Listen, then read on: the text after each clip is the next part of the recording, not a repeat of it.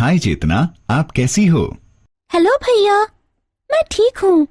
तुम इस पेपर पर कौन सा चित्र बना रही हो? यह वाला। असल में मैं अपने स्कूल के प्रोजेक्ट पर काम कर रही हूँ। काम करने के लिए मेरे पास एक बहुत अच्छा विषय है। वह क्या है? कन्या भ्रूण हत्या का विषय है।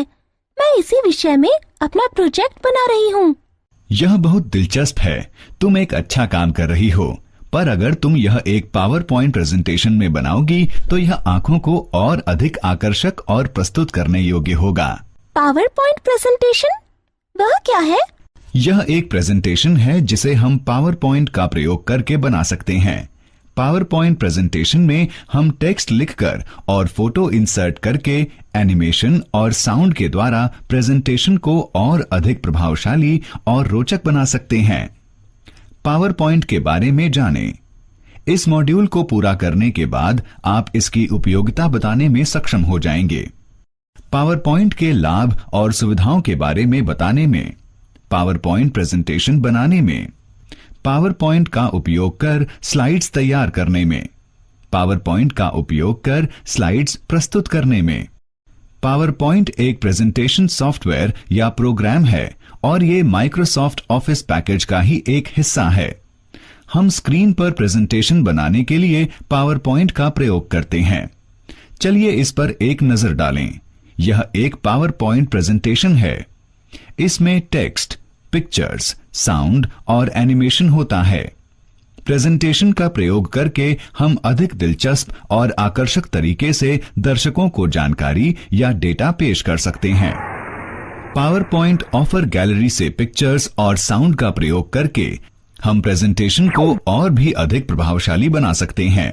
हम स्लाइड्स के तत्वों को इच्छानुसार क्रम में दर्शाने के लिए एनिमेशन का प्रयोग कर सकते हैं।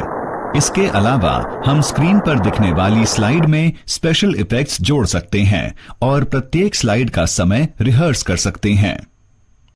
पावर पॉइंट हमें विभिन्न डिजाइन के एलिमेंट्स प्रदान करता है, जैसे ऑटो लेआउट और प्रेजेंटेशन टेम्पलेट्स। इन सब का भी प्रयोग कर हम प्रेजेंटेशन को और भी रोचक बना सकते हैं। हम अपनी प्रेजेंटेशन से स्पीकर नोट्स और ऑडियंस हैंडआउट्स भी बना सकते हैं। पावर पॉइंट के विभिन्न घटक हमें आउटलाइन के साथ प्रेजेंटेशन की सामग्री को व्यवस्थित करने में मदद करता है। पावर पॉइंट का प्रयोग करने से पहले चलिए हम पावर पॉइंट को चलाते या शुरू करते हैं और इसकी विंडो और तत्वों को जान लेते हैं। पावर पॉइंट को चलाने के लिए स्टार्ट बटन पर क्लिक करें। माउस को ऑल प्रोग्राम्स पर ले जाएं। माइक्रोसॉफ्ट ऑफिस पर क्लिक करें। माइक्रोसॉफ्ट ऑफिस पावर पॉइंट 2007 पर क्लिक करें। प्रेजेंटेशन 1 के रूप में डिफॉल्ट नाम से एक नई प्रेजेंटेशन बन जाएगी। प्रेजेंटेशन विंडो के विभिन्न भाग अन्य माइक्रोसॉफ्ट ऑफिस एप्लीकेशन जैसे MS वर्ड और MS एक्सेल के साथ कुछ टैब्स जैसे एनिमेशन और पावर पॉइंट के लिए विशिष्ट स्लाइड शो के समान होते हैं। आप देख सकते हैं कि रिबन या प्रेजेंटेशन को 3 वर्गों में बांटा गया है। यह प्रेजेंटेशन का डिफॉल्ट और साधारण दृश्य है। पैनल के बाईं ओर जो 2 स्लाइड्स की सूची प्रदर्शित होती है वह स्लाइड्स और आउटलाइन है। पैनल के नीचे की जगह टेक्स्ट के लिए है और आप यहां टेक्स्ट को लिखकर स्लाइड्स के नोट्स में ऐड कर सकते हैं। जब आप एक प्रेजेंटेशन बनाते हैं तो बाद में प्रयोग करने के लिए इसे उचित नाम के साथ सेव करें। प्रेजेंटेशन को सेव करने के लिए ऑफिस बटन पर क्लिक करें और सेव का चयन करें। सेव एज डायलॉग बॉक्स प्रकट होगा। यदि आप डॉक्यूमेंट को सेव करना चाहते हैं तो पहले स्थान और फोल्डर चुनें। फिर इसे खोलने के लिए फोल्डर पर डबल क्लिक करें। डॉक्यूमेंट के लिए फाइल का नाम कॉम्बो बॉक्स में लिखें।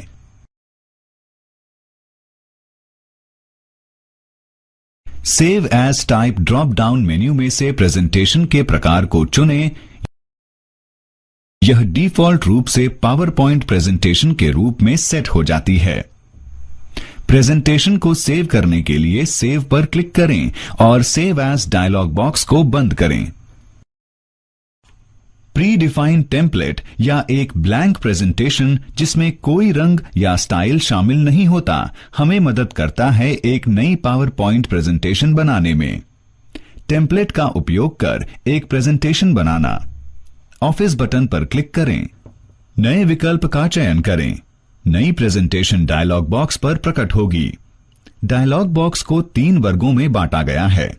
ज्यादातर टेम्पलेट्स की विभिन्न प्रकारों की सूची बाईं ओर होती है। मध्यम वर्ग की सूची उपलब्ध चयनित टेम्पलेट्स के प्रकारों को दर्शाती है और तीसरा और दाहिना वर्ग चयनित टेम्पलेट्स का प्रीव्यू प्रदान करता है। न्यू प्रेजेंटेशन डायलॉग बॉक्स में से एक टेम्पलेट का चयन करें। टेम्पलेट्स के ब्लैंक और रीसेंट विकल्प एक न्यू ब्लैंक प्रेजेंटेशन जिसमें कोई कलर और स्टाइल न हो बनाती है। इंस्टॉल्ड टेम्पलेट्स विकल्प आपको पावर पॉइंट के प्री बिल्ड टेम्पलेट्स में से एक टेम्पलेट को चयन करने में मदद करता है। टेम्पलेट्स को चुनने का यह विकल्प प्रेजेंटेशन में लेआउट बनाने का समय और मेहनत को बचाता है। एक टेम्पलेट आपको लेआउट और प्लेस होल्डर्स प्रदान करता है जिससे आप नई प्रेजेंटेशन में टेक्स्ट, इमेज और अन्य ऑब्जेक्ट अरेंज कर सकते हैं। अगर आप माइक्रोसॉफ्ट ऑफिस ऑनलाइन कैटेगरी में से किसी प्रकार के टेम्पलेट का चयन करेंगे तो क्रिएट बटन जो डायलॉग बॉक्स के नीचे दाहिने कोने में है डाउनलोड बटन से परिवर्तित हो जाएगा। चयनित टेम्पलेट पर आधारित एक प्रेजेंटेशन बनाने के लिए क्रिएट या डाउनलोड पर क्लिक करें। एक पावर पॉइंट प्रेजेंटेशन में कई स्लाइड्स शामिल होती हैं। पावर पॉइंट में स्लाइड एक वर्ड डॉक्यूमेंट में पेज और एक एक्सेल वर्कबुक में वर्कशीट के समान होती है। ये वो स्लाइड है जिसमें टेक्स्ट, इमेज और अन्य ऑब्जेक्ट्स शामिल होते हैं। एक स्लाइड में शामिल है डॉक्यूमेंटेशन एरिया जो सामान्य रूप से शीर्षक और उपशीर्षक भागों में विभाजित किया गया है। इन दोनों भागों में प्लेस होल्डर्स शामिल होते हैं। एक हल्की बिंदुनुमा रेखा प्रत्येक प्लेस होल्डर के आसपास दिखाई देती है।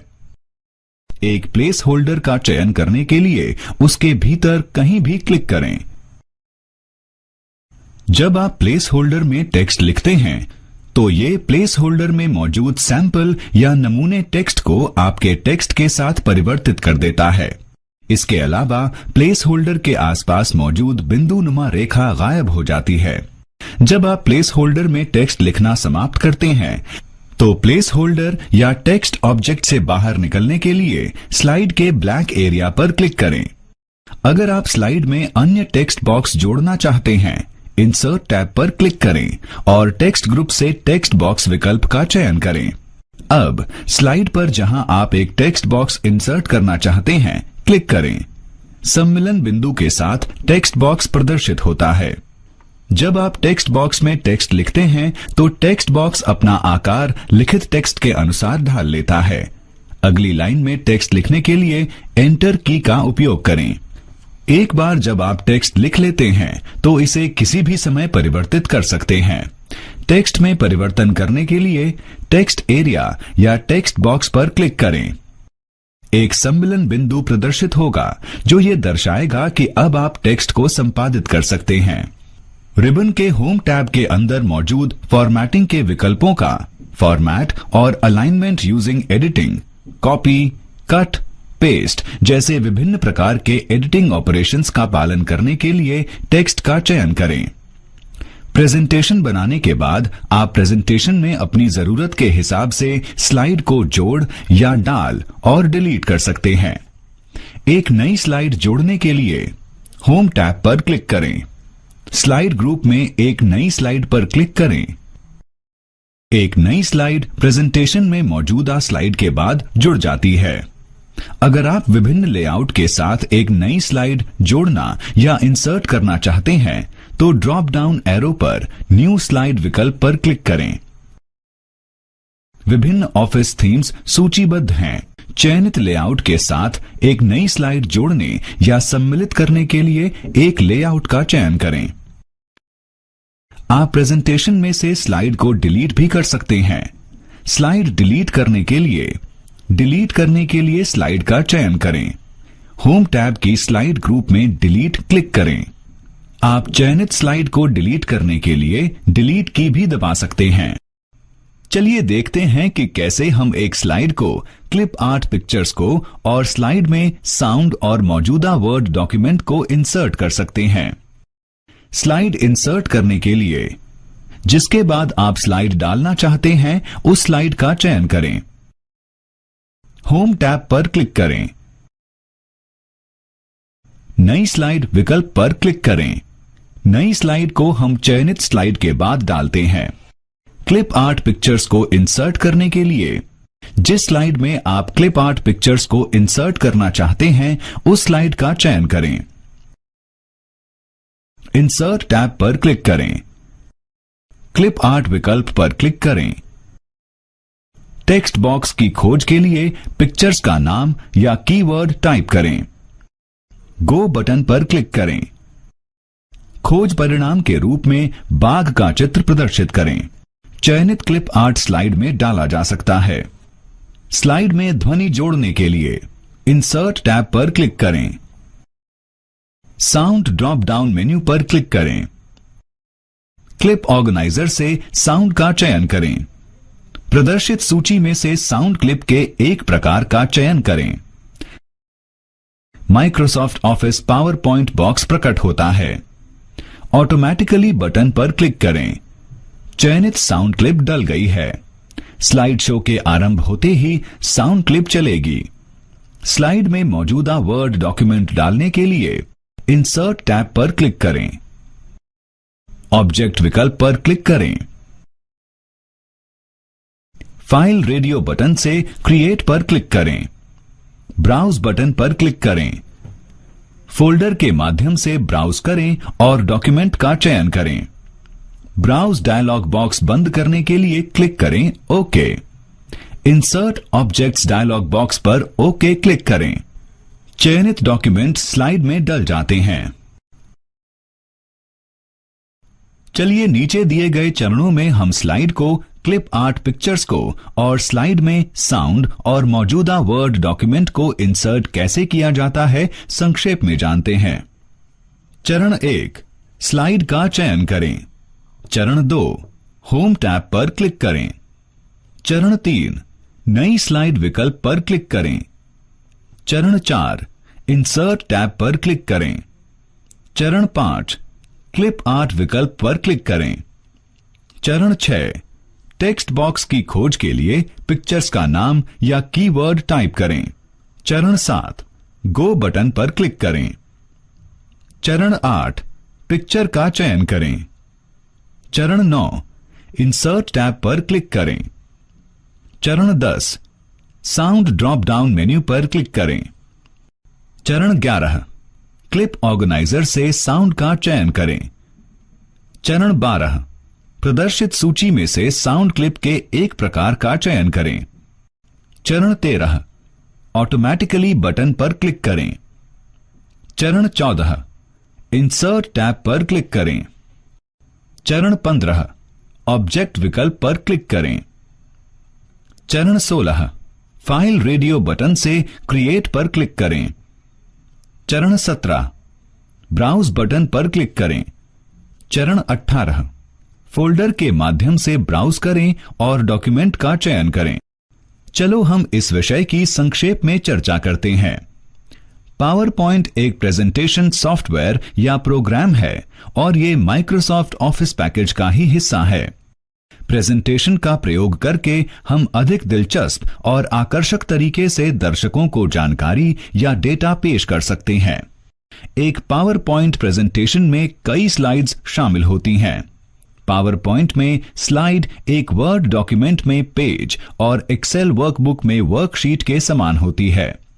पावर पॉइंट हमें picture, clip art images, word table और अन्य ऑब्जेक्ट अपनी प्रेजेंटेशन में डालने के ऑफर देता है, जिससे प्रेजेंटेशन दर्शकों को और अधिक रोचक लगती है।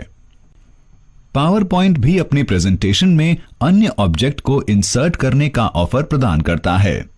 इन ऑब्जेक्ट में बिटमैप इमेज, ग्राफ या चार्ट और अन्य डॉक्यूमेंट जैसे वर्ड डॉक्यूमेंट और एक्सेल वर्कबुक शामिल हो सकते हैं।